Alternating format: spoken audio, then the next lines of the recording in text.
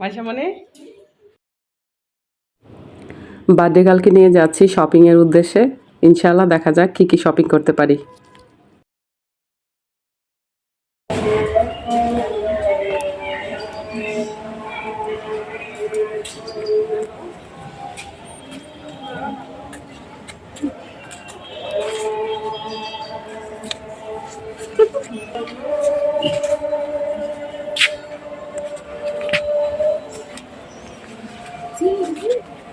birthday to you.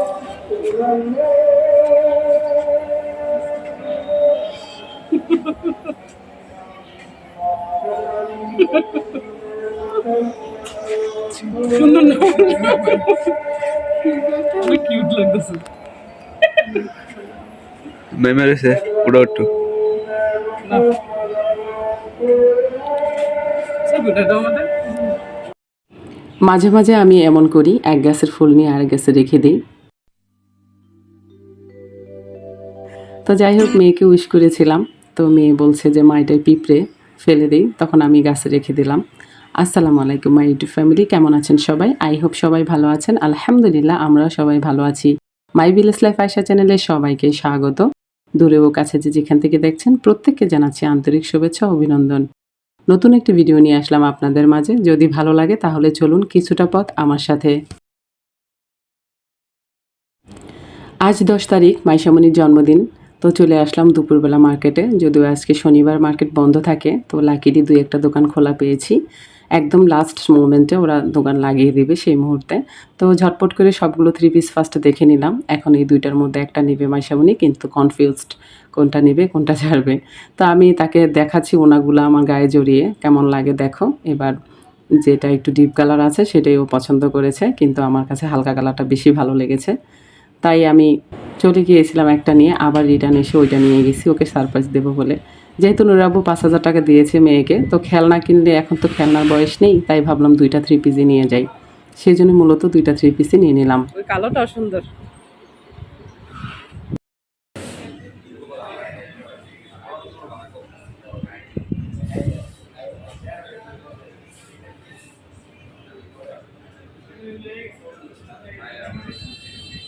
পছন্দ করো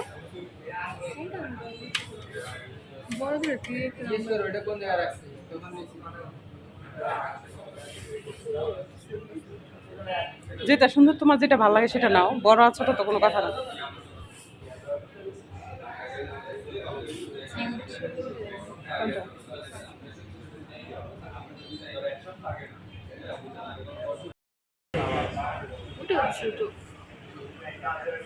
আমার মনে হয় দ্বিতীয় শাড়িগুলো বেটার হবে।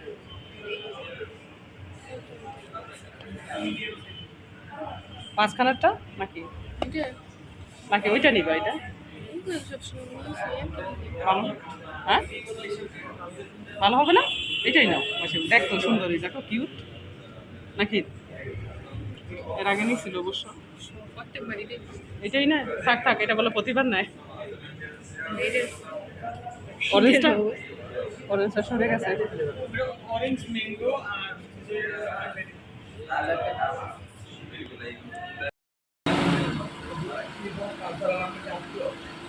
খোলো, মুখ খোলো। মেয়ে আমার টায়ার্ড হয়ে গেছে একদম, অনেকক্ষণ ধরে কনফিউজ ছিল কি নিবে কি ছাড়বে, মানে কেকের বিষয়টা। যেহেতু আমার 4টা বাচ্চা, তো পরপর নেওয়া হয়, তো কমন হয়ে যায় তার কাছে, সে এটাই বুঝাইছে আমাকে। তো ফাইনালি সাদা কেকটাই নিল, যেটা আমি বলেছিলাম। কিন্তু ও চাইছে কফি কালার নিতে, একদমই ছোট, কিন্তু সেটা তো আর সবার হবে না।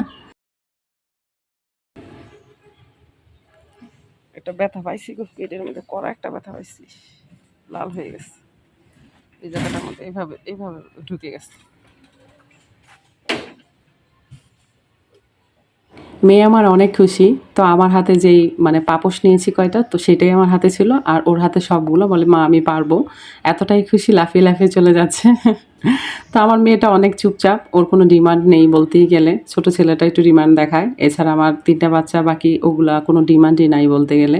কিন্তু মেয়ে কখনোই বলে না কোনো কিছু, কিন্তু ওর ভাষা আমি বুঝি। আমি যখন ওর জন্য কোনো কিছু কেনাকাটা করি বা যে কোনো কিছু করি, তখন ও আবার পরে বলে মা তুমি কী করে বুঝলা, ওইটা আমার পছন্দ ছিল। আমার মেয়ে এমন আর কি, তো আমার মেয়ের ভাষা আমার বুঝি। আর এটাই হয়তো নিয়ম হওয়া উচিত, যে বাচ্চারা একটু কথা কম বলে, বোবা টাইপের, তাদের জন্য তো বাবা মাই বলতে হয়, কিন্তু সব জায়গায় আসলে সমান না। আর দুনিয়াতে যারা একটু কান্নাকাটি করে, একটু ঘ্যান ঘ্যান করতে পারে বাবা মার কাছে, তারা সবসময় লাভবান হয়। তো আমার মেয়ে একদম ঠিক আমার মতোই হয়েছে। তো যাই হোক, চলে আসলাম বাসায়। হ্যাঁ, ক্রামবোর্ড কোথায়? অনেক বড় ভাই দেখো।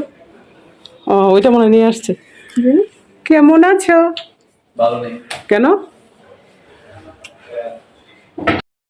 বিভৎস গরম লাগতেছে বাইরে, কিন্তু অনেক গরম। আমরা যাওয়ার আগে কিন্তু বৃষ্টি ছিল, সেই কারণেই মূলত সকালবেলা যেতে পারিনি। তো সকালবেলা যেতে পারলে এতটা হয়রানি আসলে হতো না।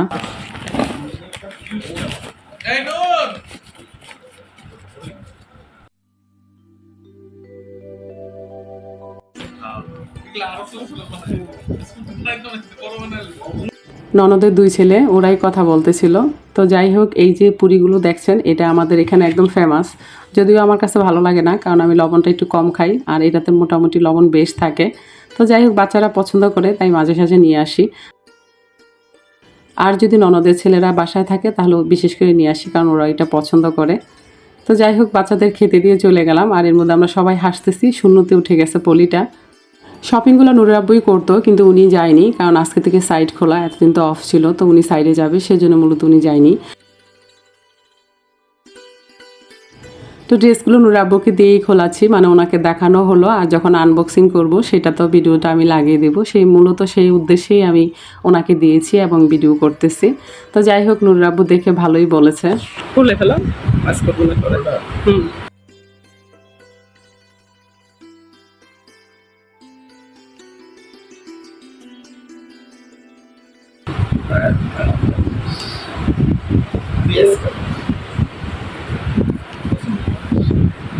সুন্দর না? পরলো মাশাআল্লাহ, অনেক সুন্দর লাগবে, কিউট লাগবে। ওনাটাও সেরকম খোলো, আঁকায় ডিস্টার্ব করতেছে।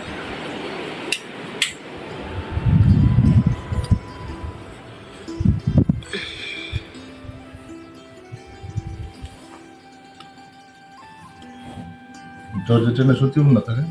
হুম,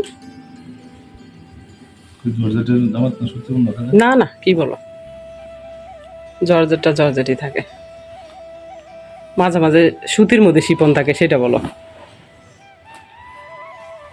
ওদিকে রাখো, আমি বাস করবো না।